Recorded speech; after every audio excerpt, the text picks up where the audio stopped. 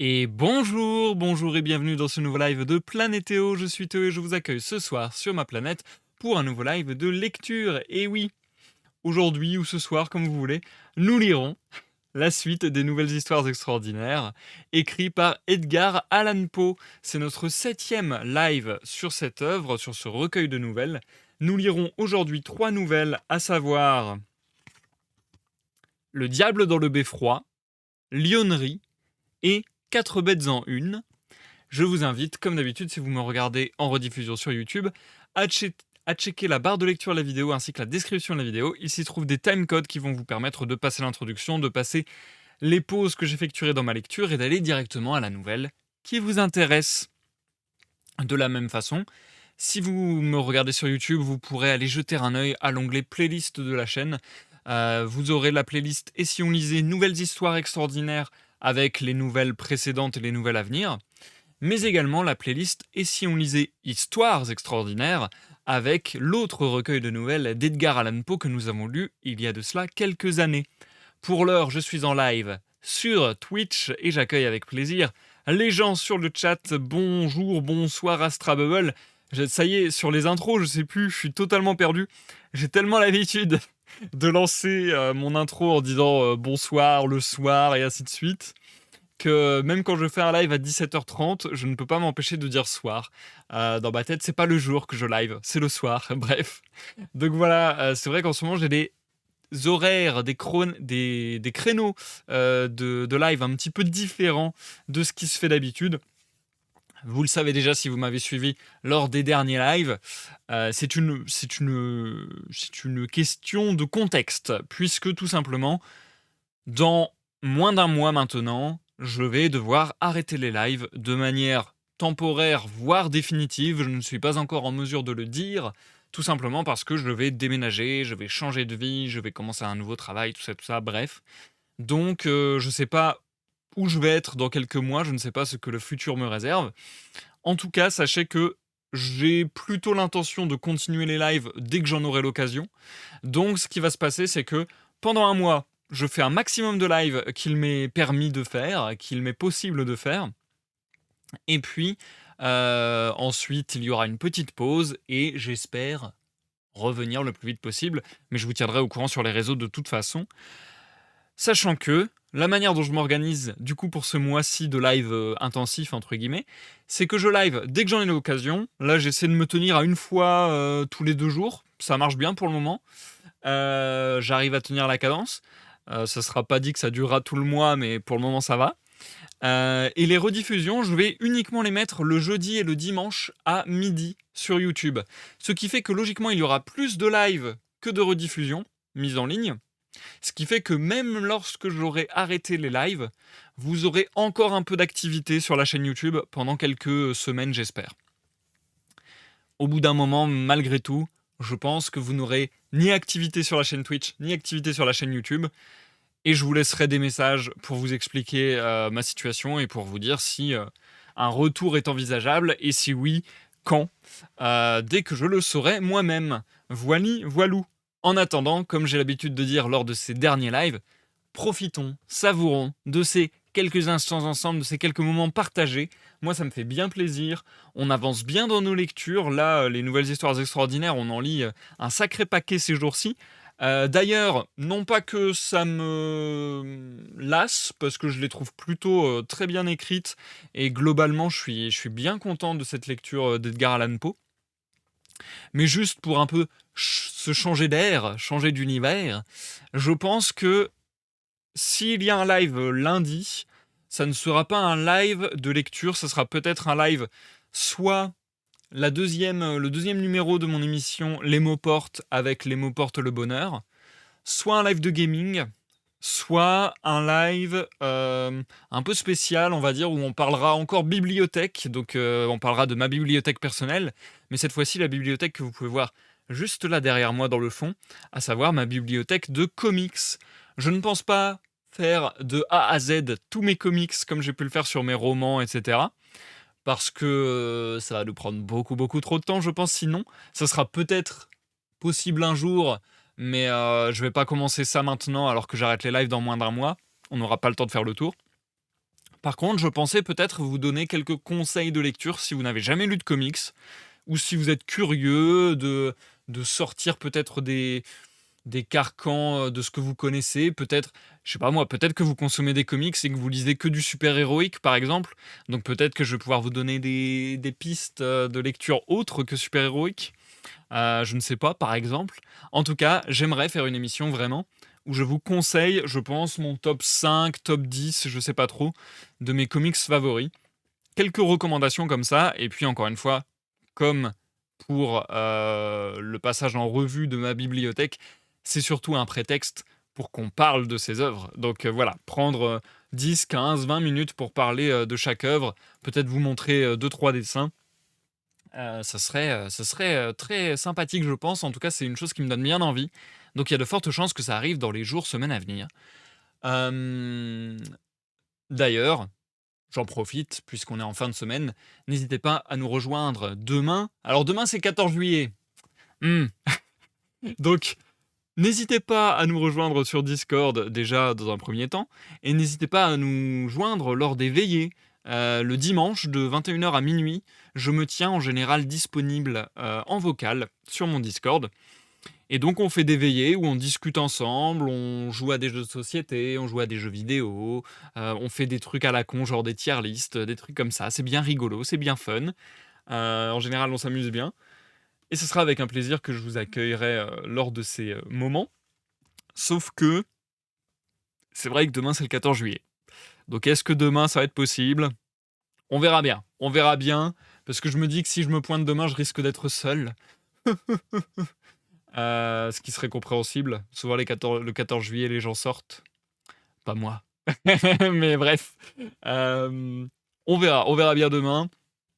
Sur ce, nous sommes aujourd'hui et non demain, donc concentrons-nous sur la besogne du jour, la lecture de 3 nouvelles d'Edgar Allan Poe. Hop, je vous invite à vous installer, à prendre à manger, à boire, à vaquer à vos occupations en toute quiétude tandis que vous m'écoutez. Santé à tous et à toutes. Nous entamons cette lecture avec la nouvelle Le diable dans le beffroi. Je me suis renseigné un tout petit peu dans cette début d'après-midi et dans ce début d'après-midi et je me suis rendu compte que pour le coup, les 3 nouvelles du jour sont courtes et beaucoup plus confidentielles, beaucoup moins connues. Elles ont inspiré beaucoup moins d'adaptations, cinématographiques, ou en série ou en chanson même, enfin bref, dans le jeu vidéo et cetera, comme on le voyait sur beaucoup des nouvelles d'Edgar Allan Poe. Là, ça va être moins le cas. On est sur 3 nouvelles qui ont des, pages Wikipédia relativement courtes, notamment les 2 dernières et donc je ne peux rien vous dire de plus que nous commençons avec Le diable dans le beffroi, nouvelle publiée pour la première fois le 18 mai 1839 dans le Philadelphia's Saturday Chronicle and Mirror of the Times. Et je n'ai rien de plus à vous en dire si je ne veux pas vous spoil. Donc, laissons les spoils de côté, nous en reparlerons en fin de lecture, pendant la pause entre les 2 nouvelles. Et je vous propose de tout simplement se lancer. Bonne écoute à Strabubble, bonne écoute à tous ceux dans l'ombre du chat et à ceux qui me regardent en rediffusion sur YouTube. À dans quelques petites minutes pour la première pause du jour. Le diable dans le beffroi. Quelle heure est-il? Vieille locution. Chacun sait d'une manière vague que le plus bel endroit du monde est, ou était hélas, le bourg hollandais de Vondervotteims-Mythis. Cependant, comme il est à quelque distance de toutes les grandes routes, dans une situation pour ainsi dire extraordinaire, il n'y a peut-être qu'un petit nombre de mes lecteurs qui lui aient rendu visite. Pour l'agrément de ceux qui n'ont pu le faire, je juge donc à propos d'entrer dans quelques détails à son sujet.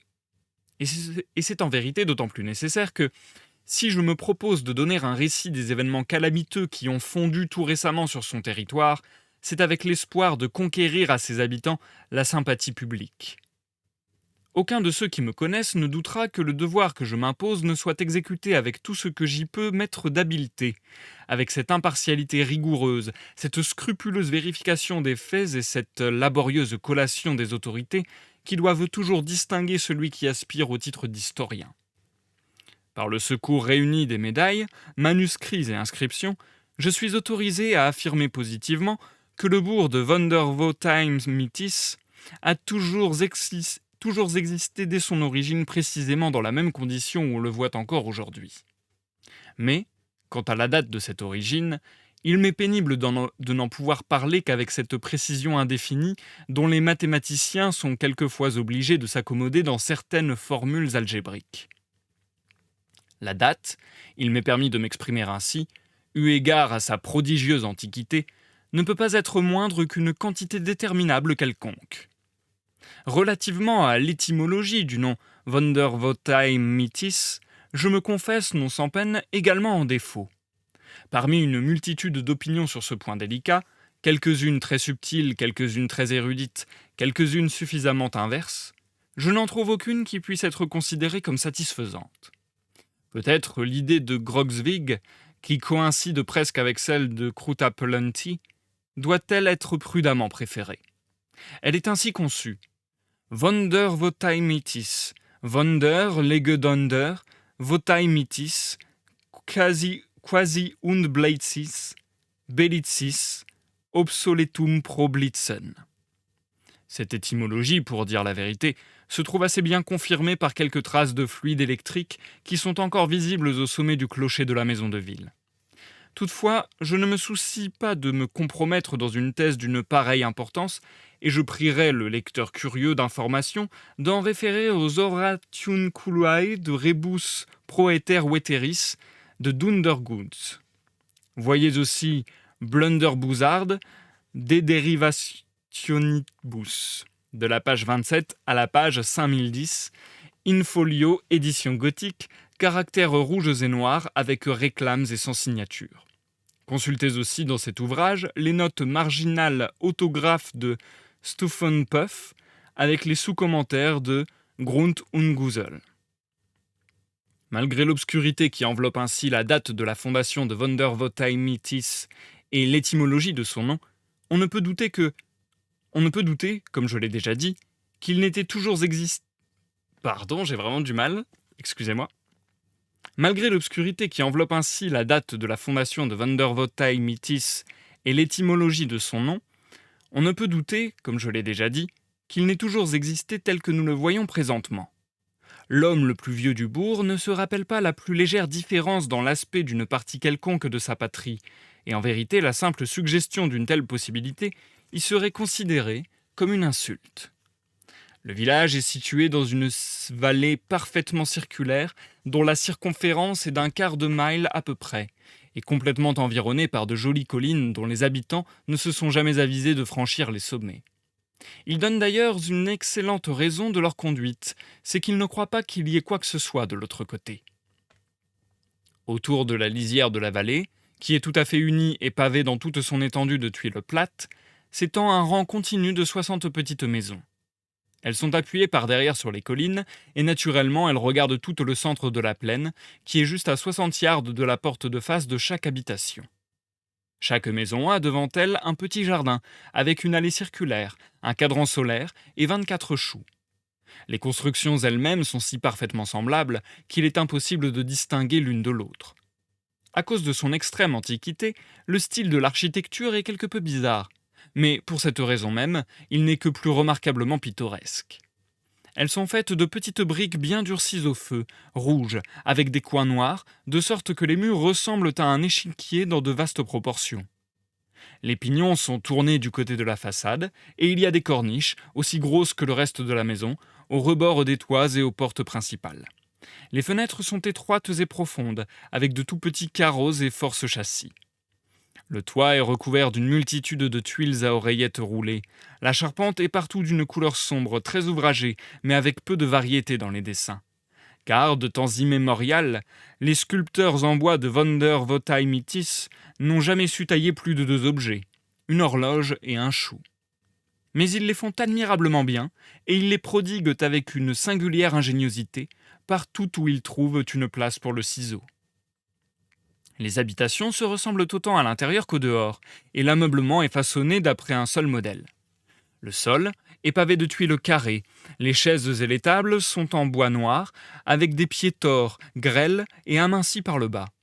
Les cheminées sont larges et hautes, et non pas seulement des horloges et des choux sculptés sur la face de leur chambranle, mais elles supportent au milieu de la tablette une véritable horloge qui fait un prodigieux tic-tac, avec 2 pots à fleurs contenant chacun un chou, qui se tient ainsi à chaque bout en manière de chasseur ou de piqueur. Entre chaque chou et l'horloge, il y a encore un petit magot chinois à grosse panse avec un grand trou au milieu, à travers lequel apparaît le cadran d'une montre. Les foyers sont vastes et profonds, avec des chenets farouches et contournés. Il y a constamment un grand feu et une énorme marmite dessus, pleine de choucroute et de porc, que la bonne femme de la maison surveille incessamment. C'est une grosse et vieille petite dame, aux yeux bleus et à la face rouge, qui porte un immense bonnet, semblable à un pain de sucre, agrémenté de rubans de couleur pourpre et jaune. Sa robe est de tiretaine orangée, très ample par derrière et très courte de taille, et fort courte en vérité sous d'autres rapports, car elle ne descend pas à mi-jambe. Ses jambes sont quelque peu épaisses, ainsi que les chevilles, mais elles sont revêtues d'une belle paire de bas verts. Ses souliers, de cuir rose, sont attachés par un nœud de rubans jaunes épanouis et fripés en forme de chou. Dans sa main gauche, elle tient une lourde petite montre hollandaise. De la droite, elle manie une grande cuillère pour la choucroute et le porc. À côté d'elle se tient un gros chat moucheté qui porte à sa queue une montre joujou en cuivre doré à répétition que les garçons lui ont ainsi attachée en manière de farce. Quant aux garçons eux-mêmes, ils sont tous 3 dans le jardin et veillent au cochon. Ils ont chacun 2 pieds de haut, ils portent des chapeaux à 3 cornes, des gilets pourpres qui leur tombent presque sur les cuisses, des culottes en peau de daim, des bas rouges drapés, de lourds souliers avec de grosses boucles d'argent, et de longues vestes avec de larges boutons de nacre. Chacun porte aussi une pipe à la bouche et une petite montre ventrue dans la main droite. Une bouffée de fumée, un coup d'œil à la montre, un coup d'œil à la montre, une bouffée de fumée. Ils vont ainsi. Le cochon, qui est corpulent et fainéant, s'occupe tantôt à glaner les feuilles épaves qui sont tombées des choux, tantôt à ruer contre la montre dorée que ces petits polissons ont aussi attachée à la queue de ce personnage, dans le but de le faire aussi bien que le chat. Juste devant la porte d'entrée, dans un fauteuil à grand dossier, à fond de cuir, aux pieds torts et grêles comme ceux des tables, est installé le vieux propriétaire de la maison lui-même. C'est un vieux petit monsieur excessivement bouffi, avec de gros yeux ronds et un vaste menton double. Sa tenue ressemble à celle des petits garçons, et je n'ai pas besoin d'en dire davantage. Toute la différence est que sa pipe est quelque peu plus grosse que les leurs, et qu'il peut faire plus de fumée. Comme eux, il a une montre, mais il porte sa montre dans sa poche. Pour dire la vérité, il a quelque chose de plus important à faire qu'une montre à surveiller, et ce que c'est, je vais l'expliquer. Il est assis, la jambe droite sur le genou gauche, la physionomie grave, et tient toujours au moins un de ses yeux résolument braqués sur un certain objet fort intéressant au centre de la plaine. Cet objet est situé dans le clocher de la maison de ville. Les membres du conseil sont tous hommes très petits, très ronds, très adipeux, très intelligents, avec des yeux gros comme des saucières et de vastes mentons doubles, et ils ont des habits beaucoup plus longs et des boucles de souliers beaucoup plus grosses que les vulgaires habitants de Vondervotteimittis. Depuis que j'habite le bourg, ils ont tenu plusieurs séances extraordinaires et ont adopté ces 3 importantes décisions. 1. C'est un crime de changer le bon vieux train des choses. 2. Il n'existe rien de tolérable en dehors de Vondervotteimittis. 3. Nous jurons fidélité éternelle à nos horloges et à nos choux. Au-dessus de la chambre des séances est le clocher, et dans le clocher, où beffroi, est et a été de temps immémorial l'orgueil et la merveille du village, la grande horloge du bourg de Vondervotteimittis. Et c'est là l'objet vers lequel sont tournés les yeux des vieux messieurs qui sont assis dans les fauteuils à fond de cuir. La grande horloge a 7 cadrans, un sur chacun des 7 pans du clocher, de sorte qu'on peut l'apercevoir aisément de tous les quartiers. Les cadrans sont vastes et blancs, les aiguilles lourdes et noires. Au beffroi est attaché un homme dont l'unique fonction est d'en avoir soin, mais cette fonction est la plus parfaite des sinécures, car, de mémoire d'homme, l'horloge de Vondervotteimittis n'avait jamais réclamé son secours. Jusqu'à ces derniers jours, La simple supposition d'une pareille chose était considérée comme une hérésie. Depuis l'époque la plus ancienne dont fassent mention les archives, les heures avaient été régulièrement sonnées par la grosse cloche, et en vérité il en était de même pour toutes les autres horloges et montres du bourg. Jamais il n'y eut pareil endroit pour bien marquer l'heure et en mesure. Quand le gros battant jugeait le moment venu de dire midi, tous les obéissants serviteurs ouvraient simultanément leur gosier et répondaient comme un même écho. Bref, les bons bourgeois raffolaient de leur choucroute, mais ils étaient fiers de leurs horloges. Tous les gens qui tiennent des sinécures sont tenus en plus ou moins grande vénération, et comme l'homme du beffroi de Vondervotteimittis a la plus parfaite des sinécures, il est le plus parfaitement respecté de tous les mortels. Il est le principal dignitaire du bourg, et les cochons eux-mêmes le considèrent avec un sentiment de révérence. La queue de son habit est beaucoup plus longue. Sa pipe, ses boucles de souliers, ses yeux et son estomac sont beaucoup plus gros que ceux d'aucun autre vieux monsieur du village.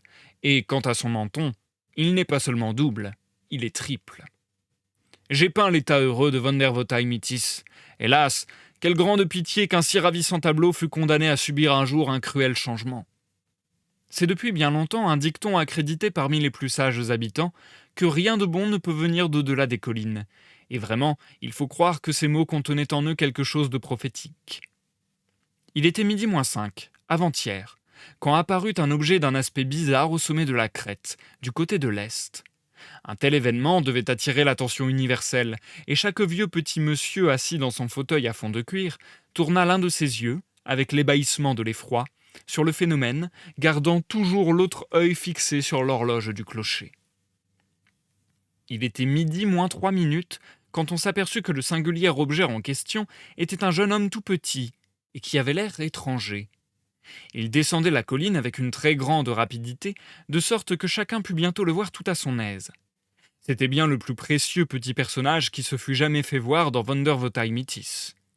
Il avait la face d'un noir de tabac, un long nez crochu, des yeux comme des pois, une grande bouche et une magnifique rangée de dents qu'il semblait jaloux de montrer en ricanant d'une oreille à l'autre.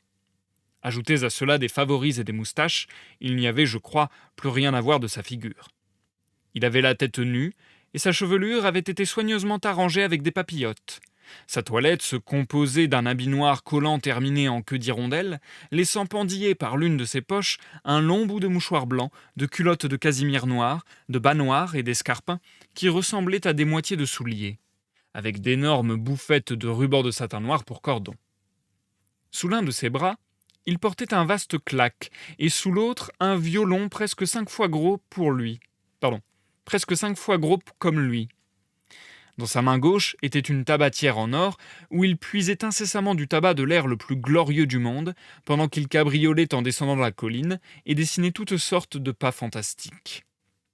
Bonté divine, c'était là un spectacle pour les honnêtes bourgeois de Vondervotteimittis.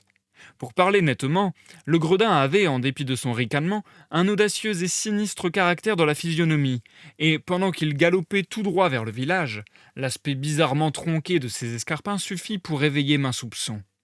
Et plus d'un bourgeois qui le contempla ce jour-là aurait donné quelque chose pour jeter un coup d'œil sous le mouchoir de batiste blanche qui pendait d'une façon si irritante de la poche de son habit à queue d'hirondelle. Mais ce qui occasionna principalement une juste indignation fut que ce misérable freluquet, tout en brodant tantôt un fandango, tantôt une pirouette, n'était nullement réglé dans sa danse et ne possédait pas la plus vague notion de ce qu'on appelle aller en mesure. Cependant, le bon peuple du bourg n'avait pas encore eu le temps d'ouvrir ses yeux tout grands, quand, juste une demi-minute avant midi, le gueux s'élança, comme je vous le dis, droit au milieu de ces braves gens, fit ici un chassé, là un balancé, puis, après une pirouette et un pas de zéphyr, partit comme à pigeon-vol vers le beffroi de la maison de ville, où le gardien de l'horloge, stupéfait, fumait dans une attitude de dignité et d'effroi. Mais le petit gardement l'employa tout d'abord par le nez, le lui secoua et le lui tira, lui fanqua son gros claque sur la tête, le lui enfonça par-dessus les yeux et la bouche, puis, levant son gros violon, le battit avec si longtemps et si vigoureusement que, vu que le gardien était si ballonné et le violon si vaste et si creux, vous auriez juré que tout un régiment de grosses caisses battait le rentemplant du diable dans le beffroi du clocher de Vondervotteimittis. On ne sait pas à quel acte désespéré de vengeance cette attaque révoltante aurait pu pousser les habitants. N'était ce fait très important qu'il manquait une demi-seconde pour qu'il fût midi. La cloche allait sonner, et c'était une affaire d'absolue et supérieure nécessité que chacun eût l'œil à sa montre. Il était évident toutefois que, juste en ce moment, le gaillard fourré dans le clocher en avait à la cloche, et se mêlait de ce qui ne le regardait pas. Mais comme elle commençait à sonner, personne n'avait le temps de surveiller les manœuvres du traître, car chacun était tout oreille pour compter les coups. Un, dit la cloche. Ine, répliqua chaque vieux petit monsieur de Vondervotteimittis dans chaque fauteuil à fond de cuir. Ine, dit sa montre. Ine, dit la montre de sa femme. Et Ine, dirent les montres des garçons et les petits joujoux dorés pendus aux queues du chat et du cochon. Deux, continua la grosse cloche, et teus, répétèrent tous les échos mécaniques. 3, 4, 5, 6, 7, 8, 9, 10, dit la cloche. Droas, gadre, zing, zis, zed, vite, nef, tis, répondirent les autres. 11, dit la grosse. 11, approuva tout le petit personnel de l'horlogerie inférieure. 12, dit la cloche. Tous, répondirent-ils, tous parfaitement édifiés et laissant tomber leurs voix en cadence. Et il être midi, donc, dirent tous les vieux petits messieurs, rempochant leurs montres, mais la grosse cloche n'en avait pas encore fini avec eux. 13, dit-elle. Tartefle, annélèrent tous les vieux petits messieurs devenant pâles et laissant tomber leurs pipes de leur bouche et leurs jambes droites de dessus leur genou gauche. Tartefle, gémirent-ils. 13, mein Gott, il est 13 heures. Dois-je essayer de décrire la terrible scène qui s'ensuivit? Tout Vondervotteimittis éclata d'un seul coup en un lamentable tumulte. Qu'arrive-t-il donc à mon ventre? Glapirent tous les petits garçons. J'ai faim, depuis une heure. Qu'arrive-t-il donc à mes joues? Crièrent toutes les femmes. Ils doivent être empouillis depuis une heure. Qu'arrive-t-il donc à mon bib? Jurèrent tous les vieux petits messieurs. Tonnerre et éclair, il doit être éteint depuis une heure. Et ils rebourrèrent leurs pipes en grande rage, et s'enfonçant dans leurs fauteuils, ils soufflèrent si vite et si férocement que toute la vallée fut immédiatement encombrée d'un impénétrable nuage.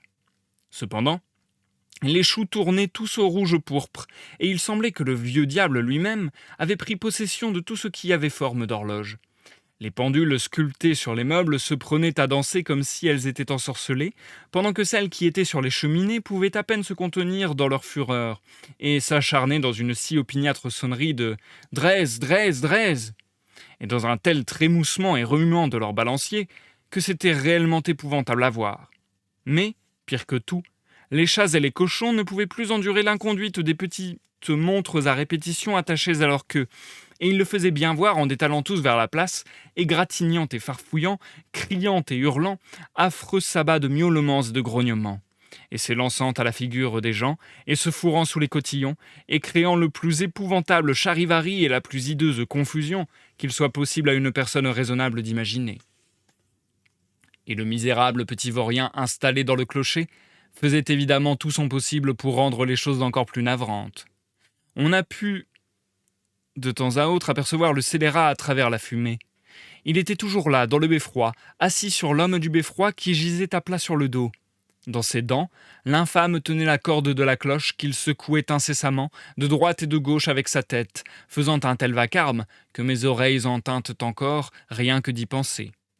Sur ses genoux reposait l'énorme violon, qu'il raclait sans accord ni mesure, avec les deux mains, faisant affreusement semblant, l'infâme paillasse, de jouer l'air de Juddy O'Flanagan et Paddy O'Rafferty. Les affaires étant dans ce misérable état, de dégoût je quittai la place, et maintenant je fais un appel à tous les amants de l'heure exacte et de la fine choucroute. Marchons en masse sur le bourg, et restaurons l'ancien ordre de choses à Vondervotteimittis, en précipitant ce petit drôle du clocher. Et c'est la fin de la nouvelle. Le diable dans le beffroi.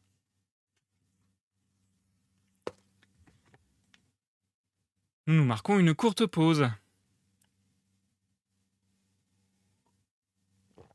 Je suis désolé, désolé, désolé. Je déteste, comment dire? Je déteste m'excuser maintenant en live parce que je sais que, quand je dis que je suis désolé, beaucoup de gens sont en mode, «Ah mais arrête, t'as bien lu» et tout ça et tout ça. Mais le truc, c'est que j'ai quand même l'impression de savoir à peu près jauger de mes capacités de lecture et là, précisément aujourd'hui, peut-être que c'est même l'une des pires lectures que j'ai faites jusqu'à présent, donc je suis vraiment désolé. Franchement, j'ai l'impression que c'est l'une des pires lectures que j'ai faites. Comme quoi, le fait de live lecture tous les 2 jours, c'est peut-être pas évident pour les cordes vocales. C'est peut-être pas évident pour les cordes vocales, c'est peut-être pas évident pour la concentration aussi. Donc désolé, je trouve que j'ai pas fait un très très bon travail là sur cette lecture, je dois avouer. J'espère que c'est resté quand même compréhensible pour vous. J'espère que c'est quand même resté compréhensible, au minimum compréhensible. Si en plus ça a été agréable, tant mieux. Mais c'est vrai que désolé, désolé à vous, chers auditeurs, et désolé à Edgar Allan Poe d'avoir écorché son texte Le diable dans le beffroi. Désolé à Charles Baudelaire qui a traduit ce texte de manière merveilleuse. J'ai vraiment l'impression d'avoir eu beaucoup de mal. Remarquez peut-être aussi que ça a rapport au fait que on est le 13 juillet et que cette nuit, il a fait 9 degrés et que j'ai dû remettre le radiateur. Peut-être, peut-être que ça joue sur le fait que j'ai la bouche complètement desséchée. Bref, j'espère et je vais tout donner pour faire mieux sur la prochaine nouvelle, je vous le promets. Maintenant que j'ai dit ça, c'est drôle parce qu'on part vraiment sur des nouvelles différentes depuis quelques lives, je dirais 2-3 lives. On part sur des tonalités un peu différentes. Je trouve qu'Edgar Allan Poe a exploré d'autres facettes qu'on n'attendrait peut-être pas de manière évidente de la part d'Edgar Allan Poe. Là, on est presque sur un conte, je trouve. On est presque sur un conte un peu folklorique avec la description d'une petite ville pittoresque avec ses habitants un peu pittoresques et tout ça, et le fait d'un narrateur qui a emménagé dans cette ville, tout ça, enfin bref, et qui vient raconter un peu ce qui s'y passe d'étrange. Et l'histoire est tellement courte. Pour le coup, l'histoire fait peu de pages, mais je veux dire, il se passe pas grand-chose non plus, quoi. Il y a simplement une petite ville, encore une fois, un petit peu sympathique, atypique, en fait, qui se fait bouleverser par quelqu'un d'un peu fou, qu'on pourrait qualifier du coup du diable du beffroi. Quelqu'un d'un peu fou qui arrive avec une danse un peu erratique du dehors. Ça, voilà, il y a quand même ce thème-là qui a l'air important dans la nouvelle. Ce thème de, quelque part, peut-être la peur de l'inconnu, la peur de ce qu'il y a en dehors, le rejet de tout ça, et même avec les règles qui ont été établies dans la ville. Le fait de vouloir rester dans les traditions, le fait de ne vouloir rien de nouveau. Et du coup, le fait qu'un nouvel arrivant arrive en faisant des danses un peu bizarres, un peu, un peu saccadées, un peu sans mesure, comme on nous le disait, et viennent se battre et dérégler l'horloge, et que d'un seul coup, tout le monde se dise «Merde, il est 13h, on pensait tous qu'il était midi, mais il est 13h!» D'autant que, logiquement, une horloge, je sais pas si c'est comme ça partout, mais logiquement, une horloge, quand on passe à 13h, elle ne sonne qu'une fois. Parce que du coup, on fait 12 coups de cloche le matin. Enfin, vous comprenez ce que je veux dire. Sur les 12 heures du matin, on incrémente d'un coup de cloche à chaque heure. Et puis, on repart à un coup de cloche pour 13 heures, puisque c'est 1 heure de l'après-midi. Et ensuite, on réincrémente d'un jusqu'à 12 heures du soir, en quelque sorte. Donc voilà. Logiquement, l'horloge d'un beffroi ne va jamais sonner 13 fois.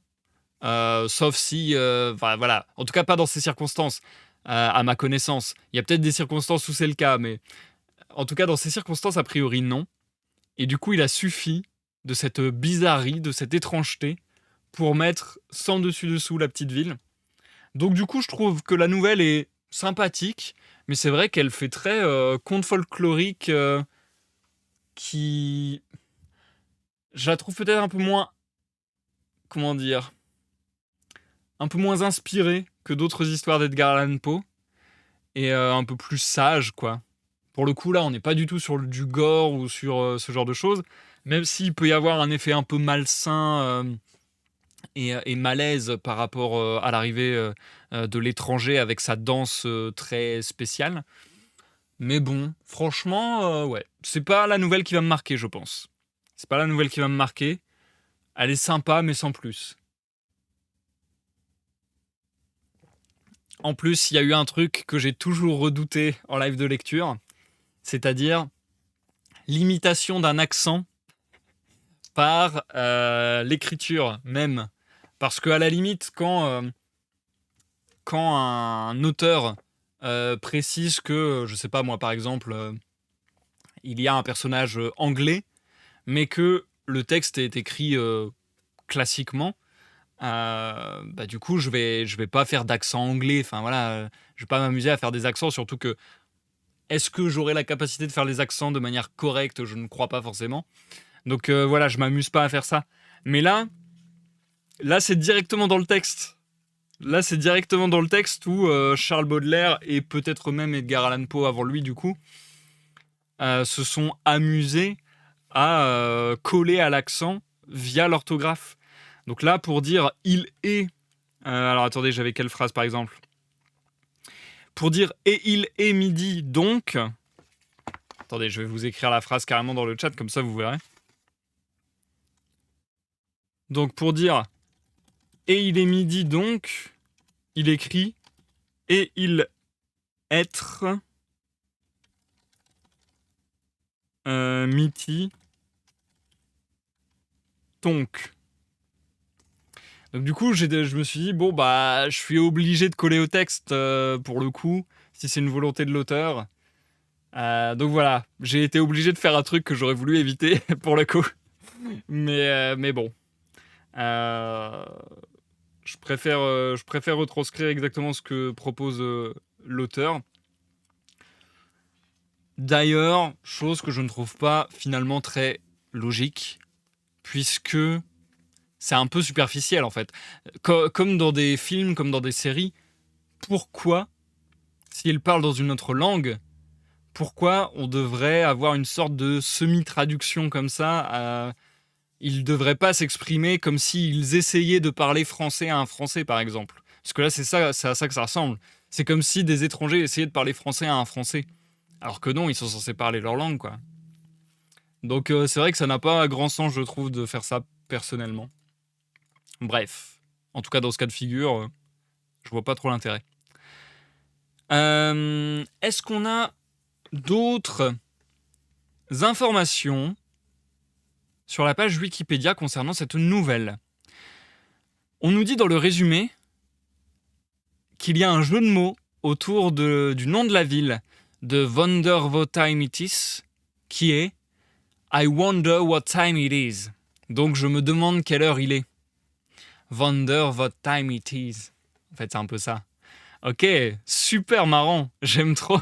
J'aime trop ce genre de petits détails qu'on ne perçoit pas forcément. Quand ça nous est expliqué, ça fait tout de suite quelque chose de très spécial. Ok. On n'a rien de plus, j'ai l'impression, à part le fait que l'œuvre a été adaptée en quintette avant, par exemple, par le compositeur canadien Walter Boudreau, qu'il fait partie des 3 contes de Gérard Peusson. Là, je pense que c'est une composition théâtrale, si je dis pas de bêtises. J'avais cru voir ça quelque part. Ou peut-être instrumental, musical. Et il y avait aussi, pour le coup, Claude Debussy, un nom très connu, qui a travaillé de 1902 à 1912 sur un opéra inachevé, et il en a joué quelques extraits au piano, le 31 mars 1912. Donc quand même, assez fou que une si petite nouvelle ait pu inspirer Claude Debussy pendant 10 ans à faire un opéra inachevé, je trouve. C'est assez dingue. C'est assez dingue. Et sur le côté, alors je sais pas, peut-être que je vais chercher loin, mais c'est mes références. sur le côté un peu conte folklorique avec la découverte d'une ville, avec leurs habitants et leurs règles très spéciales, très spécifiques. Euh, Moi, perso, c'est vrai que j'ai eu un peu des images du Grinch, de Dr. Seuss ou le film avec Jim Carrey, par exemple. J'ai eu quelques images du Grinch et des choux et de la ville de Chouville. Donc ouais, je trouve qu'il y avait un peu un truc qu'on aurait pu voir comme ça. Ça pourrait faire penser à ce genre de délire. Donc presque ça pourrait partir dans quelque chose de beaucoup plus fantaisiste, je trouve. Enfin, de toute façon, ouais, je trouve ça folklorique en gros. Je trouve que ça fait vraiment conte folklorique. Bien, j'ai trop parlé. Et comme aujourd'hui je sens, là même là en parlant, hein, je vous avoue, même là en parlant, je sens que je manque d'air. Je sens que j'ai vraiment les cordes vocales sèches, la bouche sèche, donc j'ai un peu du mal. Je vais essayer de me presser pour faire le mieux possible, le plus vite possible.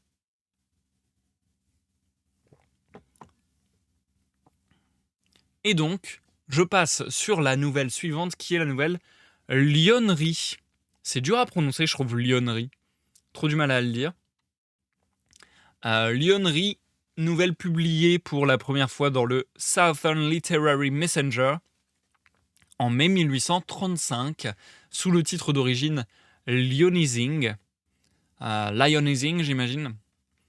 Donc, Lionnerie, est-ce que c'est fondé sur le mot lion? J'imagine. Sur le mot lionne, j'imagine. On n'a strictement aucune autre information sur cette nouvelle, et je n'en aurai pas d'autres à vous en donner même à la fin de la lecture. Donc, pour le coup, on entre cette fois-ci dans des nouvelles beaucoup plus confidentielles, je crois, d'Edgar Allan Poe. Des œuvres beaucoup moins connues. Je suis curieux de voir si elles sont moins connues parce qu'elles sont moins qualitatives, ou si, malgré tout, elles sont toujours aussi intéressantes. Bonne écoute à tous, que vous me regardiez en rediffusion sur YouTube ou en live sur Twitch. À dans quelques minutes pour la dernière pause de ce soir.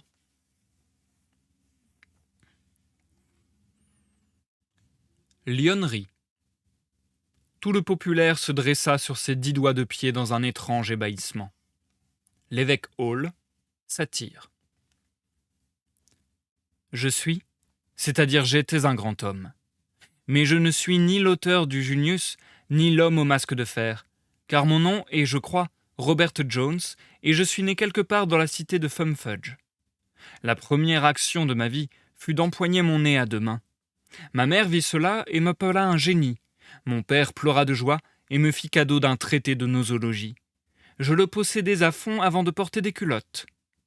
Je commençai dès lors à pressentir ma voie dans la science, et je compris bientôt que tout homme, pourvu qu'il ait un nez suffisamment marquant, peut, en se laissant conduire par lui, arriver à la dignité de lion. Mais mon attention ne se confina pas dans les pures théories. Chaque matin, je tirai 2 fois ma trompe, et j'avalais une demi-douzaine de petits verres. Quand je fus arrivé à ma majorité, mon père me demanda un jour si je voulais le suivre dans son cabinet. « Mon fils, dit-il quand nous fûmes assis, quel est le but principal de votre existence ?»« Mon père, répondis-je, c'est l'étude de la nosologie. »« Et qu'est-ce que la nosologie, Robert ?»« Monsieur, dis-je, c'est la science des nez. »« Et pouvez-vous me dire, demanda-t-il, quel est le sens du mot nez ?»« Un nez, mon père, répliquai-je en baissant le ton, a été défini diversement par un millier d'auteurs. Ici, je tirai ma montre. Il est maintenant midi, ou peu s'en faut. Nous avons donc le temps, d'ici à minuit, de les passer tous en revue. Je commence donc. Le nez, suivant Bartholinus, est cette protubérance, cette bosse, cette excroissance, cette... « Cela va bien, Robert, interrompit le bon vieux gentleman. Je suis foudroyé par l'immensité de vos connaissances. Positivement, je le suis. Oui, sur mon âme. Ici, il ferma les yeux et posa la main sur son cœur. Approchez. Puis il me prit par le bras. Votre éducation peut être considérée maintenant comme achevée. Il est grandement temps que vous vous poussiez dans le monde.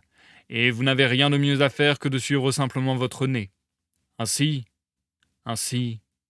Alors il me conduisit à coups de pied tout le long des escaliers jusqu'à la porte. Ainsi sortez de chez moi, et que Dieu vous assiste. Comme je sentais en moi l'afflatus divin, Je considérais cet accident presque comme un bonheur. Je jugeais que la vie paternelle était bon. Je résolus de suivre mon nez. Je le tirai tout d'abord 2 ou 3 fois, et j'écrivis incontinent une brochure sur la nosologie. Tout Fudge fut sans dessus-dessous. « Étonnant génie !» dit le Quarterly. « Admirable physiologiste !» dit le Westminster. « Habile gaillard !» dit le Foreign. « Bel écrivain !» dit l'Édimbourg. « Profond penseur !» dit le Dublin. « Grand homme !» dit Bentley. « Âme divine !» dit Fraser. « Un des nôtres !» dit Blackwood. « Qui peut-il être ?» dit Mistress Bas-Bleu. « Que peut-il être ?» dit la grosse Miss Bas-Bleu. « Où peut-il être ?» dit la petite Miss Bas-Bleu. Mais je n'accordais aucune attention à toute cette populace. J'allais tout droit à l'atelier d'un artiste. La duchesse de Dieu me bénisse posait pour son portrait. Le marquis de tel et tel tenait le caniche de la duchesse. Le comte de Choses et d'autres jouait avec le flacon de celle de la dame, et son Altesse royale de Nolimetangere se penchait sur le dos de son fauteuil. Je m'approchai de l'artiste, et je dressai mon nez. « Oh, très beau !» soupira sa grâce. « Oh, au secours !» bégaya le marquis. « Oh, choquant !» murmura le comte. « Oh, abominable !» grogna son Altesse royale. « Combien en voulez-vous » demanda l'artiste. « De son nez » s'écria sa grâce. « 1000 livres, dis-je en m'asseyant. « 1000 livres » demanda l'artiste d'un air rêveur. « 1000 livres, dis-je. »« C'est très beau, » dit-il en extase. « C'est 1000 livres, dis-je. »« Le garantissez-vous » demanda-t-il en tournant le nez vers le jour. « Je le garantis, » dis-je en le mouchant vigoureusement. « Est-ce bien un original » demanda-t-il en le touchant avec respect. « Hein » dis-je en le tortillant de côté. « Il n'en a pas été fait de copie » demanda-t-il en l'étudiant au microscope. « Jamais » dis-je en le redressant. « Admirable » s'écria-t-il tout étourdi par la beauté de la manœuvre. « 1000 livres, dis-je. « 1000 livres » dit-il. « Précisément, dis-je. »« 1000 livres, dit-il. « Juste, dis-je. »« Vous les aurez, dit-il. Quel morceau capital !» Il me fit immédiatement un billet et prit un croquis de mon nez. Je louai un appartement dans Jermyn Street et j'adressai à Sa Majesté la 99e édition de ma nosologie avec un portrait de la trompe. Le prince de Galles, ce mauvais petit libertin, m'invita à dîner. Nous étions tous lions et gens du meilleur temps. Il y avait là un néoplatonicien. Il cita Porphyre, Jamblique, Plotin, Proclus, Hiéroclès, Maxime de Tyr et Syrianus. Il y avait un professeur de perfectibilité humaine. Il cita Turgot, Price, Priestley, Condorcet de Stel et l'ambitious student in ill health. Il y avait Sir Positive Paradoxe. Il remarqua que tous les fous étaient philosophes et que tous les philosophes étaient fous. Il y avait Aestheticus Ethics. Il parla de feu, d'unité et d'atomes, d'âme double et préexistante, d'affinité et d'antipathie, d'intelligence primitive et de moomérie. Il y avait Théologos Théologie. Il bavarda sur Eusèbe et Arius, sur l'hérésie et le concile de Nicée, sur le puséisme et le consubstantialisme, sur homoousios et homoiousios. Il y avait fricassé, du rocher de Cancale. Il parla de langue à l'écarlate, de choux-fleurs à la sauce veloutée, de veau à la sainte Ménéhoulde, de marinade à la Saint-Florentin et de gelée d'orange en mosaïque. Il y avait Bibulus au bumper. Il dit son mot sur le Latour et le Markbrunnen, sur le Champagne mousseuse et le Chambertin, sur le Richebourg et le Saint-Georges, sur le Haut-Brion, le Léoville et le Médoc, sur le Barsac et le Prégnac, sur le Grave, sur le Sauterne, sur le Lafitte et sur le Saint-Péret. Il hocha la tête à l'endroit du Clos Vougeot et se vanta de distinguer les yeux fermés le Xérès de l'Amontillado. Il y avait Il Signor Tintotintino de Florence. Il expliqua Cimabue, Arpino, Tintontintino, Carpaccio et Agostino.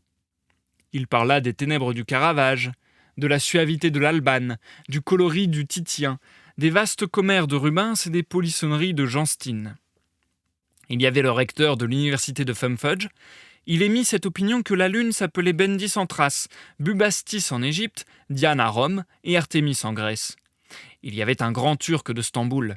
Il ne pouvait s'empêcher de croire que les anges étaient des chevaux, des coqs et des taureaux, qu'il existait dans le 6e ciel quelqu'un qui avait 60 et 10 000 têtes et que la terre était supportée par une vache bleue de ciel ornée d'un nombre incalculable de cornes vertes. Il y avait Delphinus polyglotte. Il nous dit ce qu'étaient devenues les 83 tragédies perdues d'Échille, les 54 oraisons d'Isaeus, les 391 discours de Lysias, les 180 traités de Théophraste, le 8e livre des sections coniques d'Apollonius, les hymnes et dithyrambes de Pindare et les 45 tragédies d'Homère le Jeune. Il y avait Ferdinand Fitzfossilius Feldspar. Il nous renseigna sur les feux souterrains et les couches tertiaires, sur les aériformes, les fluidiformes et les solidiformes, sur le quartz et la marne, sur le schiste et le schorl, sur le gypse et le trapp, sur le talc et le calcaire, sur la blande et la hornblende, sur le micaschiste et le poudingue, sur le cyanite et le lépidolite, sur l'ahématite et la trémolite, sur l'antimoine et la chalcédoine, sur le manganèse et sur tout ce qu'il vous plaira. Il y avait moi. Je parlais de moi et de moi. De nosologie, de ma brochure et de moi. Je dressais mon nez et je parlais de moi. Heureux homme, homme miraculeux, dit le prince. Superbe, dirent les convives. Et le matin qui suivit, sa grâce de Dieu me bénisse, me fit une visite. Viendrez-vous à Almac, mignonne créature, dit-elle en me donnant une petite tape sous le menton. Oui, sur mon honneur, dis-je. Avec tout votre nez, sans exception, demanda-t-elle. Aussi vrai que je vis, répliquai-je. Voici donc une carte d'invitation, bel ange. Dirais-je que vous viendrez? Chère duchesse, de tout mon cœur. Qui vous parle de votre cœur? Mais avec tout votre nez, n'est-ce pas? Pas un brin de moins, mon amour, dis-je. Je le tortillai donc 1 ou 2 fois et je me rendis à Almac. Les salons étaient pleins à étouffer. Il arrive, dit quelqu'un sur l'escalier. Il arrive, dit un autre un peu plus haut. Il arrive, dit un autre encore un peu plus haut. Il est arrivé, s'écria la duchesse. Il est arrivé, le petit amour. Et s'emparant fortement de moi avec ses 2 mains, elle me baisa 3 fois sur le nez. Une sensation marquée parcourut immédiatement l'assemblée. Diabolo, cria le comte de Capricornuti. Dios garda, murmura Don Stiletto. 1000 tonnerres, jura le prince de Grenouille. 1000 diaples, grogna l'électeur de Blood-and-Neuf. Cela ne pouvait pas passer ainsi. Je me fâchai, je me tournai brusquement vers Blood-and-Neuf. Monsieur, lui dis-je, vous êtes un babouin. Monsieur, répliqua-t-il après une pause, Donner et éclair. Je n'en demandai pas davantage. Nous échangeâmes nos cartes. À Chalk Farm, le lendemain matin, je lui abattis le nez, et puis je me présentai chez mes amis. Bête, dit le premier. Sot, dit le second. Butor, dit le troisième. Âne, dit le quatrième. Benet, dit le 5e. Nigo, dit le 6e. Sortez, dit le 7e. Je me sentis très mortifié de tout cela, et j'allai voir mon père. Mon père, lui demandai-je, quel est le but principal de mon existence? Mon fils, répliqua-t-il, c'est toujours l'étude de la nosologie, mais en frappant les lecteurs au nez, vous avez dépassé votre but. Vous avez un fort beau nez, c'est vrai, mais Blood-and-Neuf n'en a plus. Vous êtes sifflé et il est devenu le héros du jour. Je vous accorde que, dans Fumfudge, la grandeur d'un lion est proportionnée à la dimension de sa trompe. Mais, bonté divine, il n'y a pas de rivalité possible avec un lion qui n'en a pas du tout.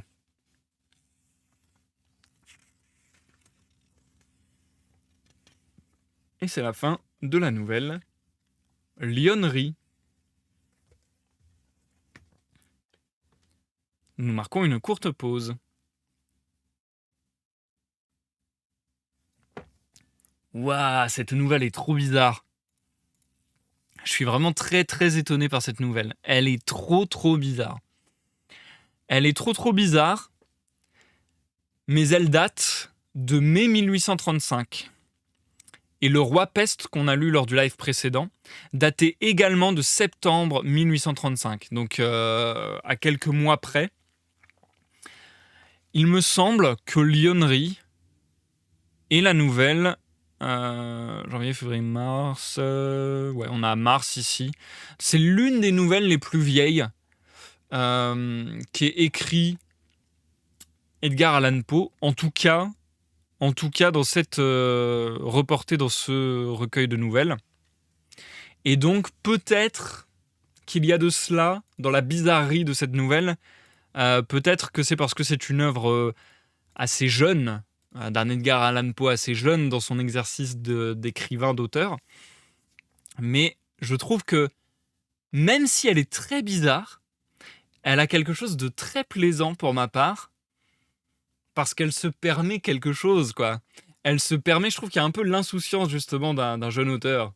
Il a eu une idée qui est bizarre, et on sent qu'il y a une idée malgré tout, même si le résultat, même si la réalisation est peut-être un peu étrange, on sent qu'il y a une idée derrière, on sent qu'il y a quand même une volonté derrière de faire quelque chose d'un peu conceptuel et tout. Enfin, on sent qu'il y a quelque chose au cœur de cette nouvelle d'intéressant, mais c'est vrai que c'est très particulier et très décontenançant.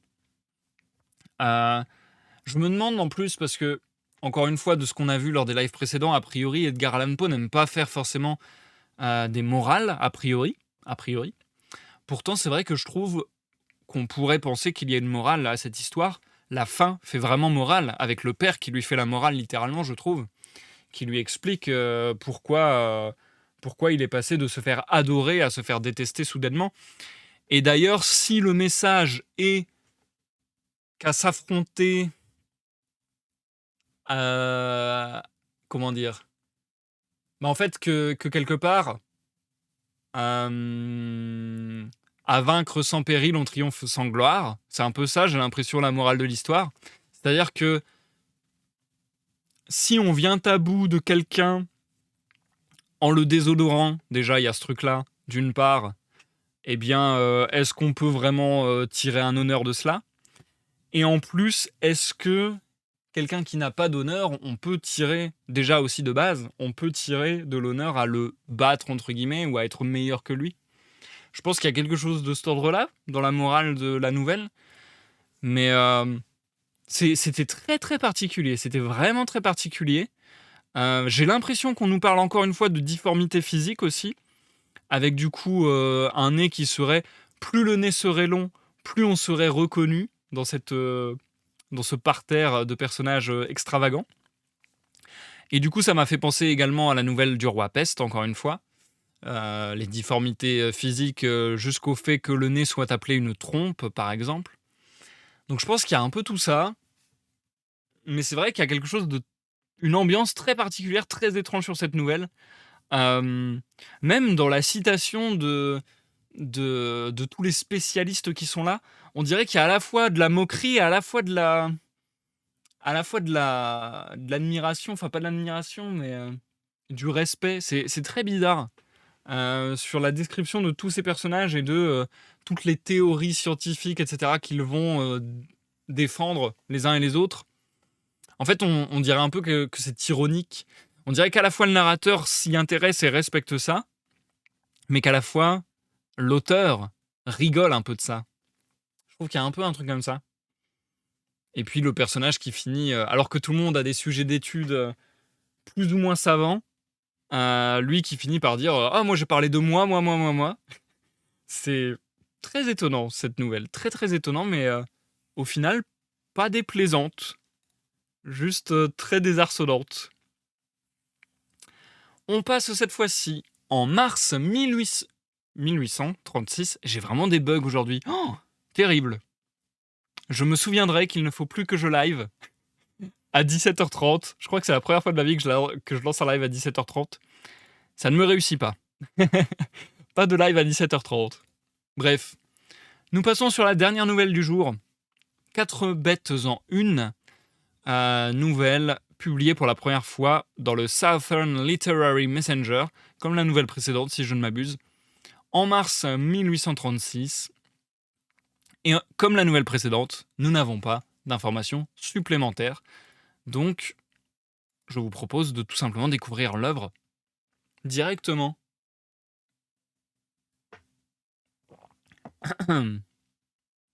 En vrai, je sens que j'ai la voix un peu faible là. C'est vrai que ouais, faire 1 heure et demie, 2 heures enfin 1 heure à 2 heures plutôt, de lecture à voix haute tous les 2 jours, c'est peut-être un peu trop compliqué comme rythme. Bref, on va voir, on va voir. Encore une fois, c'est peut-être juste le temps qu'il fait aujourd'hui qui est pas trop pour m'aider. Bonne écoute à tous ceux qui me suivent en rediffusion sur YouTube ou en live sur Twitch. Et je vous dis à dans quelques petites minutes pour la fin du live. À tout à l'heure.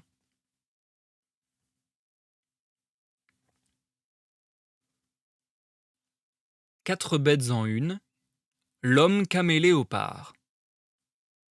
Chacun a ses vertus. Crébillon, Xerxès. Antiochus Épiphane est généralement considéré comme le Gog du prophète Ézéchiel. Cet honneur, toutefois, revient plus naturellement à Cambyse, le fils de Cyrus. Et d'ailleurs, le caractère du monarque syrien n'a vraiment aucun besoin d'enjolivure supplémentaire. Son avènement au trône, ou plutôt son usurpation de la souveraineté, 171 ans avant la venue du Christ, sa tentative pour piller le temple de Diane à Éphèse, son implacable inimitié contre les Juifs, la violation du Saint des Saints et sa mort misérable à tabac, après un règne tumultueux de 11 ans, sont des circonstances d'une nature saillante et qui ont dû généralement attirer l'attention des historiens de son temps, plus que les impies, lâches, cruels, absurdes et fantasques exploits qu'il faut ajouter pour faire le total de sa vie privée et de sa réputation. Supposons, gracieux lecteur, que nous sommes en l'an du monde 3830 et, pour quelques minutes, transportés dans le plus fantastique des habitacles humains, dans la remarquable cité d'Antioche. Il est certain qu'il y avait en Syrie et dans d'autres contrées 16 villes de ce nom, sans compter celle dont nous avons spécialement à nous occuper. Mais la nôtre est celle qu'on appelait Antiochia Épidaphné, à cause qu'elle était toute proche du petit village de Daphné, où s'élevait un temple consacré à cette divinité. Elle fut bâtie, bien que la chose soit controversée, par Séleucus Nicator, le premier roi du pays après Alexandre le Grand, en mémoire de son père Antiochus, et devint immédiatement la capitale de la monarchie syrienne. Dans les temps prospères de l'Empire romain, elle était la résidence ordinaire du préfet des provinces orientales, et plusieurs empereurs de la cité reine, parmi lesquels peuvent être mentionnés spécialement Verus et Valens, y passèrent la plus grande partie de leur vie. Mais je m'aperçois que nous sommes arrivés à la ville. Montons sur cette plateforme et jetons nos yeux sur la ville et le pays circonvoisin. Quelle est cette large et rapide rivière qui se fraye un passage accidenté d'innombrables cascades à travers le chaos des montagnes et enfin à travers le chaos des constructions? C'est l'Oronte, et c'est la seule eau qu'on aperçoive, à l'exception de la Méditerranée, qui s'étend comme un vaste miroir jusqu'à 12 miles environ vers le sud. Tout le monde a vu la Méditerranée, mais permettez-moi de vous le dire, très peu de gens ont joui du coup d'œil d'Antioche. Très peu de ceux-là, veux-je dire, qui, comme vous et moi, ont eu en même temps le bénéfice d'une éducation moderne. Ainsi, laissez là la mer et portez toute votre attention sur cette masse de maisons qui s'étend à vos pieds, à nos pieds. Vous vous rappellerez que nous sommes en l'an du monde 3830. Si c'était plus tard, si c'était par exemple en l'an de notre Seigneur 1845, nous serions privés de cet extraordinaire spectacle. Au XIXe siècle, Antioche est, c'est-à-dire Antioche sera, dans un lamentable état de délabrement. D'ici là, Antioche aura été complètement détruite à 3 époques différentes par 3 tremblements de terre successifs. À vrai dire, le peu qui restera de sa première condition se trouvera dans un tel état de désolation et de ruine que le patriarche aura transporté alors sa résidence à Damas. C'est bien. Je vois que vous suivez mon conseil et que vous mettez votre temps à profit pour inspecter les lieux, pour rassasier vos yeux des souvenirs et des objets fameux qui font la grande gloire de cette cité. Je vous demande pardon, j'avais oublié que Shakespeare ne fleurira pas avant 1750 ans. Mais l'aspect d'Épidaphné ne justifie-t-il pas cette épithète de fantastique que je lui ai donnée? Elle est bien fortifiée. À cet égard, elle doit autant à la nature qu'à l'art. Très juste. Il y a une quantité prodigieuse d'imposants palais. En effet. Et les temples nombreux, somptueux, magnifiques, peuvent soutenir la comparaison avec les plus célèbres de l'Antiquité. Je dois reconnaître tout cela. Cependant, il y a une infinité de huttes de bousillage et d'abominables baraques. Il nous faut bien constater une merveilleuse abondance d'ordures dans tous les ruisseaux, et n'était la toute-puissante fumée de l'encens idolâtre, à coup sûr nous trouverions une intolérable puanteur. Vîtes-vous jamais des rues si insupportablement étroites, ou des maisons si miraculeusement hautes? Quelle noirceur leurs ombres jettent sur le sol! Il est heureux que les lampes suspendues dans ces interminables colonnades restent allumées toute la journée. Autrement, nous aurions ici les ténèbres de l'Égypte au temps de sa désolation. C'est certainement un étrange lieu. Que signifie ce singulier bâtiment là-bas?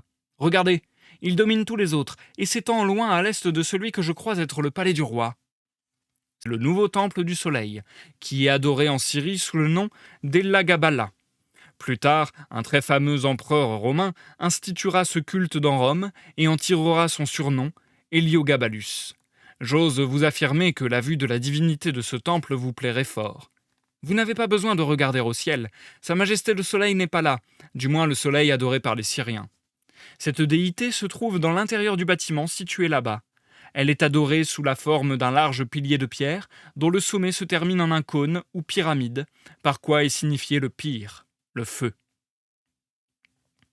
Écoutez, regardez, quels peuvent être ces ridicules êtres à moitié nus, à face peinte, qui s'adressent à la canaille avec force gestes et vociférations?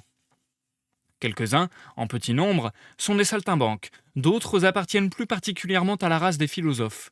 La plupart, toutefois, spécialement ceux qui travaillent la populace à coups de bâton, sont les principaux courtisans du palais, qui exécutent, comme c'est leur devoir, quelques excellentes drôleries de l'invention du roi. Mais voilà du nouveau.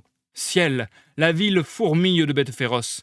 Quel terrible spectacle, quelle dangereuse singularité. Terrible, si vous voulez, mais pas le moins du monde dangereuse. Chaque animal, si vous voulez vous donner la peine d'observer, marche tranquillement derrière son maître. Quelques-uns, sans doute, sont menés avec une corde autour du cou, mais ce sont principalement les espèces plus petites ou plus timides. Le lion, le tigre et le léopard sont entièrement libres.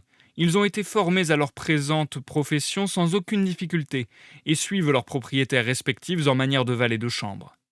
Il est vrai qu'il y a des cas où la nature revendique son empire usurpé, mais un héros d'armes dévoré, un taureau sacré étranglé, sont des circonstances beaucoup trop vulgaires pour faire sensation dans Épidaphné. Mais quel extraordinaire tumulte entends-je? À coup sûr, voilà un grand bruit, même pour Antioche. Cela dénote quelque incident d'un intérêt inusité. Oui, indubitablement.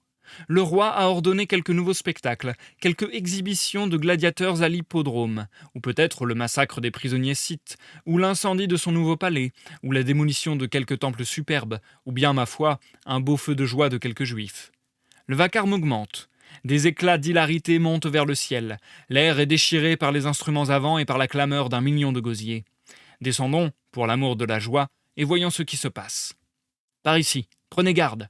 Nous sommes ici dans la rue principale, qu'on appelle la rue de Timarchus. Cette mer de populace arrive de ce côté, et il nous sera difficile de remonter le courant. Elle se répand à travers l'avenue d'Héraclide, qui part directement du palais. Ainsi, le roi fait très probablement partie de la bande. Oui, j'entends les cris du héros qui proclame sa venue dans la pompeuse phraséologie de l'Orient. Nous aurons le coup d'œil de sa personne quand il passera devant le temple d'Ashima.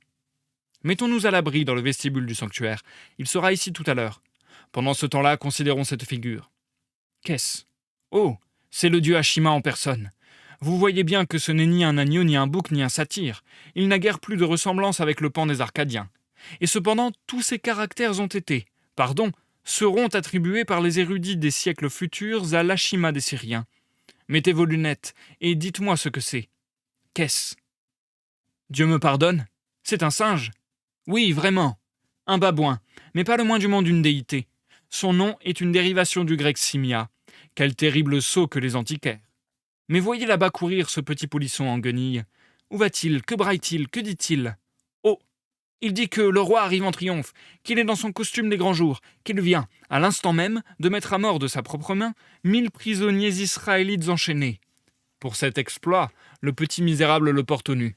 Attention, voici venir une troupe de gens tous semblablement attifés.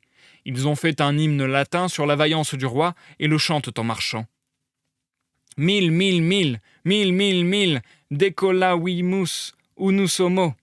Mille decolavimus, mille, vivat qui mille occidit, tantum vini abet nemo, quantum sanguinis effudit. Flavius Vopiscus dit que l'hymne intercalé ici fut chanté par la populace lors de la guerre des Sarmates, en l'honneur d'Aurélien, qui avait tué de sa propre main 950 hommes à l'ennemi. Ce qui peut être ainsi paraphrasé. Mille, avec un seul guerrier, nous en avons égorgé 1000. Mille, chantons 1000 à jamais. Hourra, chantons, longue vie à notre roi, qui a abattu 1000 hommes si joliment. Hourra, crions à tue-tête qu'il nous a donné une plus copieuse vendange de sang que tout le vin que peut fournir la Syrie. Entendez-vous cette fanfare de trompette? Oui, le roi arrive. Voyez, le peuple, épantelant d'admiration, élève les yeux au ciel dans son respectueux attendrissement. Il arrive, le voilà. Qui? Où? Le roi? Je ne le vois pas. Je vous jure que je ne l'aperçois pas. Il faut que vous soyez aveugle. C'est bien possible. Toujours est-il que je ne vois qu'une foule tumultueuse d'idiots et de fous qui s'empressent de se prosterner devant un gigantesque caméléopard et qui s'évertuent à déposer un baiser sur le sabot de l'animal. Voyez, la bête vient justement de cogner rudement quelqu'un de la populace. Ah, encore un autre, et un autre, et un autre. En vérité, je ne puis m'empêcher d'admirer l'animal pour l'excellent usage qu'il fait de ses pieds. Populace, en vérité, mais ce sont les nobles et libres citoyens d'Épidaphné. La bête, avez-vous dit? Prenez bien garde, si quelqu'un vous entendait. Ne voyez-vous pas que l'animal a une face d'homme? Mais, mon cher monsieur, ce caméléopard n'est autre qu'Antiochus Épiphane, Antiochus l'illustre, roi de Syrie, et le plus puissant de tous les autocrates de l'Orient. Il est vrai qu'on le décore quelquefois du nom d'Antiochus Épimane, Antiochus le fou, mais c'est à cause que tout le monde n'est pas capable d'apprécier ses mérites. Il est bien certain que, pour le moment, il est enfermé dans la peau d'une bête, et qu'il fait de son mieux pour jouer le rôle d'un caméléopard. Mais c'est à dessein de mieux soutenir sa dignité comme roi. D'ailleurs, le monarque est d'une stature gigantesque, et l'habit, conséquemment, ne lui va pas mal, et n'est pas trop grand. Nous pouvons toutefois supposer que, n'était une circonstance solennelle, il ne s'en serait pas revêtu. Ainsi, voici un cas, convenez-en, le massacre d'un millier de Juifs. Avec quelle prodigieuse dignité le monarque se promène sur ses 4 pattes. Sa queue, comme vous voyez, est tenue en l'air par ses 2 principales concubines, Élinée et Argélaïs, et tout son extérieur serait excessivement prévenant, n'était la protubérance de ses yeux, qui lui sortiront certainement de la tête, et la couleur étrange de sa face, qui est devenue quelque chose d'innommable par suite de la quantité de vin qu'il a englouti. Suivons-le à l'hippodrome, où il se dirige, et écoutons le chant de triomphe qu'il commence à entonner lui-même. Qui est roi, si ce n'est Épiphane? Dites, le savez-vous? Qui est roi, si ce n'est Épiphane? Bravo, bravo! Il n'y a pas d'autre roi qu'Épiphane, non, pas d'autre. Ainsi jetez à bas les temples et éteignez le soleil. Bien et bravement chanté. La populace le salue, prince des poètes et gloire de l'Orient, puis délice de l'univers, enfin, le plus étonnant des caméléopards. Ils lui font bisser son chef-d'œuvre et... Entendez-vous? Il le recommence. Quand il arrivera à l'hippodrome, il recevra la couronne poétique comme avant-goût de sa victoire aux prochains Jeux olympiques. Mais, bon Jupiter, que se passe-t-il dans la foule derrière nous? Derrière nous, avez-vous dit? Oh oh, je comprends. Mon ami, il est heureux que vous ayez parlé à temps. Mettons-nous en lieu sûr, et le plus vite possible. Ici, réfugions-nous sous l'arche de cet aqueduc, et je vous expliquerai l'origine de cette agitation. Cela a mal tourné, comme je l'avais pressenti. Le singulier aspect de ce caméléopard avec sa tête d'homme a, il faut croire, choqué les idées de logique et d'harmonie acceptées par les animaux sauvages domestiqués dans la ville. Il en est résulté une émeute. Et, comme il arrive toujours en pareil cas, tous les efforts humains pour réprimer le mouvement seront impuissants. Quelques Syriens ont déjà été dévorés, mais les patriotes à 4 pattes semblent être d'un accord unanime pour manger le caméléopard. Le prince des poètes s'est donc dressé sur ses pattes de derrière, car il s'agit de sa vie. Ses courtisans l'ont laissé en plan, et ses concubines ont suivi un si excellent exemple. Délice de l'univers, tu es dans une triste passe. Gloire de l'Orient, tu es en danger d'être croqué. Ainsi, ne regarde pas si piteusement ta queue, elle traînera indubitablement dans la crotte. À cela, il n'y a pas de remède. Ne regarde donc pas derrière toi, et ne t'occupe pas de son inévitable déshonneur. Mais prends courage, joue vigoureusement des jambes, et file vers l'hippodrome. Souviens-toi que tu es Antiochus Épiphane, Antiochus l'illustre, et aussi le prince des poètes, la gloire de l'Orient, les délices de l'univers et le plus étonnant des caméléopards. Juste ciel, quelle puissance de vélocité tu déploies! La caution des jambes, la meilleure, tu la possèdes celle-là. Cours, prince, bravo, Épiphane, tu vas bien, caméléopard. Glorieux Antiochus, il court, il bondit, il vole. Comme un trait, détaché par une catapulte, il se rapproche de l'hippodrome. Il bondit, il crie, il y est. C'est heureux. Car, ô gloire de l'Orient, si tu avais mis une demi-seconde de plus à atteindre les portes de l'amphithéâtre, il n'y aurait pas eu dans Épidaphné un seul petit ours qui n'eût grignoté sur ta carcasse. Allons-nous-en, partons, car nos oreilles modernes sont trop délicates pour supporter l'immense vacarme qui va commencer en l'honneur de la délivrance du roi. Écoutez, il a déjà commencé. Voyez, toute la ville est sans dessus-dessous. Voilà certainement la plus pompeuse cité de l'Orient. Quel fourmillement de peuple! Quel pêle-mêle de tous les rangs et de tous les âges! Quelle multiplicité de sectes et de nations! Quelle variété de costumes! Quel babel de langues! Quel cri de bêtes! Quel tintamarre d'instruments! Quel tas de philosophes! Venez, sauvons-nous! Encore un moment. Je vois un vaste remue-ménage dans l'hippodrome. Dites-moi, je vous en supplie, ce que cela signifie. Cela? Oh, rien! Les nobles et libres citoyens d'Épidaphné, étant, comme ils le déclarent, parfaitement satisfaits de la loyauté, de la bravoure, de la sagesse et de la divinité de leur roi, et de plus, ayant été témoins de sa récente agilité surhumaine, pensent qu'ils ne font que leur devoir en déposant sur son front, en surcroît du laurier poétique, une nouvelle couronne, prix de la course à pied, couronne qu'il faudra bien qu'il obtienne au fait de la prochaine Olympiade, et que, naturellement, ils lui décernent aujourd'hui par avance. Et c'est la fin de la nouvelle 4 bêtes en une. Ça sera donc également la fin de la lecture pour ce soir. Nous passons à l'outro du live. Waouh! Waouh, waouh, waouh! Franchement, ce soir, Le Diable dans le Beffroi, Lionnerie et 4 bêtes en une détonne très clairement du reste de l'œuvre et de ce que je connais d'Edgar Allan Poe. On est complètement sur d'autres formats même. Là, particulièrement dans cette nouvelle, et j'ai particulièrement aimé cette nouvelle du coup parce que Le Diable dans le Beffroi, finalement, je trouve ça un peu plus classique. Ça fait un peu plus conte folklorique, je vais dire. Même si je n'ai pas vu particulièrement cette nuance dans l'œuvre de Poe jusqu'à présent dans mes lectures. Disons qu'on peut le retrouver ailleurs.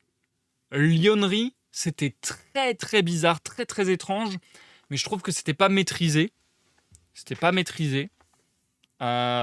C'était une vraie proposition aussi, mais je trouve que c'était pas encore maîtrisé. Peut-être parce que c'est l'une des premières œuvres de Monsieur Poe. Par contre, là, on passe en mars 1836, donc on est toujours sur son début de carrière en quelque sorte, mais quand même avec un peu d'expérience derrière lui. Et du coup, je trouve qu'on est à la parfaite jonction entre il écrit de mieux en mieux, et à la fois il a encore les idées neuves de la jeunesse, quelque part, on pourrait dire ça. Bon, j'ai pas envie de faire d'agisme, hein, mais je trouve qu'il se permet encore des choses. Il se permet encore des choses. Et du coup, ça a été très très intéressant, très très troublant, mais intéressant, cette nouvelle 4 bêtes en une, parce que la proposition, déjà, je ne m'attendais pas à avoir une telle proposition chez Edgar Allan Poe, et en plus, je ne m'attendais pas à avoir une proposition comme ça en littérature, en fait. C'est la première fois que je croise un texte qui fonctionne de cette manière en littérature. C'est-à-dire, un auteur qui dit clairement à son lecteur « Viens avec moi, on va voyager dans le temps !» Et qui ensuite, donc vous ne l'avez pas vu, mais j'espère que ça s'est un peu compris dans la lecture, mais bon, je vais vous l'expliciter. En fait, dans le texte, il y avait des tirés, il y avait des retours à la ligne et des tirés, comme s'il y avait un dialogue, alors qu'en fait, il n'y avait pas de dialogue, ou pas vraiment. C'est-à-dire que le dialogue est un dialogue imaginé entre le narrateur et le lecteur. Donc, le narrateur fait du lecteur un personnage. Et ça, je trouve ça super original. Super original. Presque, c'est un lecteur interne. On dit narrateur interne, narrateur externe, tout ça. Là, on pourrait dire un lecteur interne. C'est trop étrange, trop étrange. Et je trouve ça du coup étonnant qu'il n'y ait pas plus d'informations sur Wikipédia sur cette nouvelle. Parce que je trouve que le format est ultra particulier. Ultra particulier, ultra étonnant, mais intéressant. Même dans son concept de retourner dans le passé pour étudier une ville et une population qu'il décrit de manière aussi assez étrange, cette espèce de caméléopard là, c'est trop trop intéressant. Et ce travail d'imagination, du coup, je ne pense pas du tout, peut-être que je me trompe, mais je ne pense pas du tout qu'Edgar Allan Poe avait la prétention de faire un travail réaliste et d'historien. Je pense vraiment pas. Mais justement, c'est d'autant plus intéressant, je trouve, de partir sur quelque chose de fantastique comme ça, ok, je pars avec mon lecteur en voyage dans le temps, nous voilà dans le passé, et en plus ce truc qu'on peut voir dans les films ou les séries en fait habituellement, il faut se cacher pour pas créer de paradoxe temporel, un peu ce truc-là. Bah là, il va pas dire qu'il va créer des paradoxes temporels, mais il va y avoir cette même interactivité et ce truc on est là qu'en observateur, cachons-nous, observons, profitons, écoutons, vite il faut rentrer chez nous parce que là ça devient trop bordélique. Je trouve ça trop intéressant comme point de vue, et je trouve que c'est un point de vue ultra moderne parce que c'est écrit en 1836, et moi ce à quoi ça m'a fait penser à la manière dont fonctionnent certains jeux vidéo, à la manière dont fonctionnent certaines narrations de séries-films, même si ça s'en éloigne un petit peu quand même, mais il y a un peu cette vibe-là, avec une voix off en gros, ou éventuellement à une narration de documentaire, je trouve, avec l'idée de s'intégrer comme ça dans une autre époque, dans un autre lieu, et d'en faire l'explicitation, d'en faire l'explication, et à chaque fois d'avoir le personnage lecteur qui demande au personnage narrateur « Et ça, qu'est-ce que c'est ? Ah, mais ça, je vais te répondre !» Et enfin voilà, c'est trop intéressant, c'est hyper... ça fait un peu, du coup, professoral, en quelque sorte, mais je trouve que ça amène une dynamique et un format assez inédit. En tout cas, personnellement, je n'avais jamais vu ça en littérature, et je suis vraiment... en fait, je suis vraiment content. Ça peut paraître idiot ce que je vais dire, mais je suis vraiment content parce que c'est rare en fait. C'est rare, c'est très rare dans la littérature de. Je vais pas dire que je me suis pris une claque parce que je trouve pas que ça a été non plus une nouvelle géniale ou incroyable, mais je trouve ça très rare de se faire surprendre de cette manière par un processus, par un procédé d'écriture vraiment différent, vraiment novateur, je trouve. Et qui quand même reste digeste, quoi. Qui quand même permet une lecture qui ne nous perd pas trop, qu'on arrive à suivre, etc. Parce que, encore une fois, c'est très facile de faire... c'est une chose que j'ai déjà dit en live, je crois, mais pour moi, l'originalité n'est pas un gage de qualité. C'est très facile d'écrire quelque chose d'original, mais de complètement nul. Donc ça serait tout à fait faisable d'écrire une forme qui n'a aucun sens, de créer une forme, une structure, un format qui n'a aucun sens, mais qui est très original. C'est pas ça qui va faire sa qualité. Ce qui va faire sa qualité, c'est s'il est original, mais qu'il reste quand même agréable, cohérent, compréhensible, tout ça. Mais qu'il soit en quelque sorte ingénieux. Je trouve que ingénieux, c'est beaucoup plus parlant que original pour ma part. Donc là, je trouve ça très ingénieux de la part d'Edgar Allan Poe. Et je suis très heureux d'avoir lu cette nouvelle. Ce ne sera pas ma préférée, clairement pas, mais je souligne son originalité pour le coup et j'aime beaucoup. Je trouve ça trop intéressant, ça m'a ouvert des perspectives en fait. Parce que pendant ma lecture, j'adore quand ça fait ça. Pendant ma lecture, ça m'a inspiré pour moi mon écriture. Ou en quelque sorte, donc j'écris aussi des livres et tout ça. Et en quelque sorte, là, en lisant, je me suis dit, ah, presque, je vais vous le dire tel que je le dis, c'est vulgaire, hein, mais bon, je ne pense aucun mal d'Edgar Allan Poe, bien au contraire. Mais presque, je me suis dit, ah, le bâtard, trop bien pensé, j'aurais trop aimé avoir eu cette idée-là. C'est vraiment ce truc-là. C'est vraiment ce truc de, ah, putain, trop bien pensé, j'aurais voulu penser à ça moi-même et faire moi-même ce truc-là. Euh, et en plus, c'est drôle parce que ça se rapproche un peu de certaines idées que j'avais aussi de mise en scène pour des livres. Donc non, franchement, je trouve ça hyper stimulant en tant qu'auteur amateur.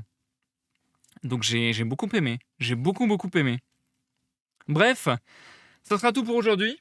N'hésitez pas à laisser un like ou un dislike selon votre appréciation de la vidéo. Sur la rediffusion YouTube, n'hésitez pas à laisser des commentaires, à vous abonner à la chaîne et tutti quanti, à me suivre sur mes réseaux.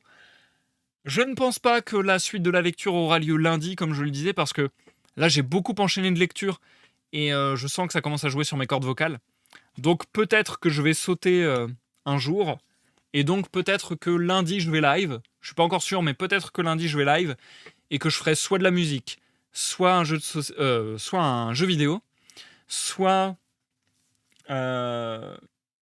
les mots portent. Mince, c'était quoi déjà? Le bonheur. J'arrêtais pas de me dire la beauté, mais je savais que c'était pas la beauté. Donc le bonheur, ou, ou, un live sur ma bibliothèque de comics. Ça y est, je me perds. J'ai tellement envie de faire de lives différents avant de devoir arrêter que du coup je me perds dans ma tête et je me dis que ça va être compliqué de faire tout entrer d'ailleurs dans le calendrier, mais on va essayer d'en faire entrer le maximum. Lors du prochain live, nous lirons la nouvelle Petite discussion avec une momie. Rien que le titre me donne très envie. Et puissance de la parole. Et je pense que ça sera tout pour la prochaine rencontre. Je pense qu'on s'arrêtera sur ces deux nouvelles parce que les nouvelles sont un peu plus longues pour le coup. Bien. Merci de m'avoir suivi, merci d'être passé à Astrabubble. Je vous souhaite une bonne fin de samedi dimanche à tous et à toutes, une excellente soirée, et à tout vite pour de nouvelles aventures. Bye bye!